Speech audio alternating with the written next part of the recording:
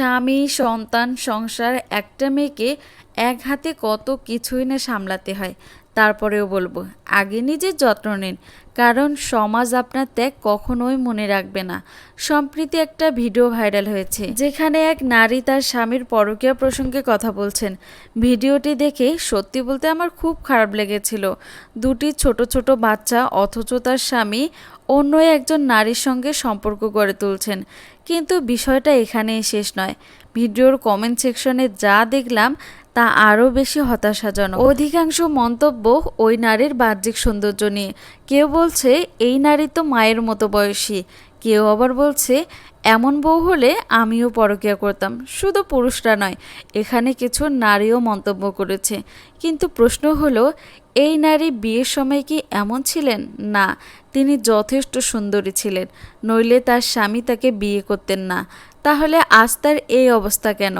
খুব সহজ উত্তর, সংসার, স্বামী, সন্তান সামলাতে সামলাতেই তিনি নিজের যত্ন নেওয়ার সুযোগই পাননি। স্বামীর দায়িত্বহীনতা, শ্বশুরবাড়ির মানসিক চাপ, ঘর সংসারের বোঝা কাঁধে নিয়ে হয়তো ঠিকমতো নিজের চেহারার দিকেও তাকাতে পারেনি।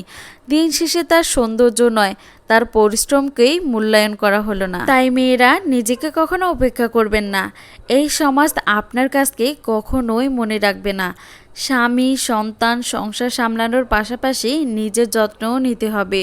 সময় দিন নিজেকে, নিজের রূপচর্চায় মন দিন, নিজে ভালো থাকার জন্য কিছু করুন। সংসারের সব টাকা ঘরের আসবাব, পর্দা, হাঁড়ি পাতিলে ব্যয় না করে নিজের জন্য ভালো একটা ফেস ওয়াশ, ত্বকের যত্নের জন্য কিছু একটা কিনুন। নিজের পোশাক পরিচ্ছদের দিকেও নজর দিন। সাজগোজ করুন, নিজের সৌন্দর্যকে উপভোগ করুন। প্রতিদিন অন্তত 10 মিনিট নিজেকে দিন। এই সময়টা শুধু আপনার জন্য, নিজের জন্য হোক। কারণ বাস্তবতা হলো, যদি আপনি নিজেকে ভালোবাসতে না পারেন, তাহলে ওই সমাজ আপনাকে কখনোই ভালোবাসবে না। আজকে যে 2 বাচ্চার মাকে নিয়ে আপনারা ঠাট্টা মশকরা করতেছেন, তা 2 বছর বা 3 বছর আগের ছবি দেখেন। তিনি কিন্তু এরকম কখনোই ছিলেন না। তিনি হয়তো সংসারটাকে এমনভাবে ভালোবেসে আগলে রেখেছিলেন, সব সময় সংসারের প্রতি তার মনোযোগ ছিল। নিজের যে একটু যত্ন নিবে সেটাও তিনি ভুলে গিয়েছিলেন। যে টাকা দিয়ে ফেস ওয়াশ কিনবে, সেই টাকা জমিয়ে জমিয়ে হয়তো ঘরের জন্য কিছু কিনেছে। কিন্তু ওই জিনিসটাকেই এখনো তার হলো। যখনই তাদের ডিভোর্স হয়ে যাবে, বিচ্ছেদ হয়ে যাবে, তার একটা জিনিসের ওপরও অধিকার থাকবে না। কি অদ্ভুত, তাই না?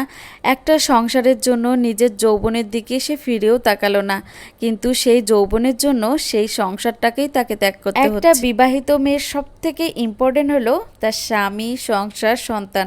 যখন সেই মেয়েটার জীবনে তার স্বামীও থাকলো না, সংসারও থাকলো না, ওই মেয়েটার দুনিয়াতে বেঁচে থাকা মরে যাওয়ার দোয়া রইল, যাতে সন্তানদের জন্য হলেও তাদের সংসারটা টিকে যায়।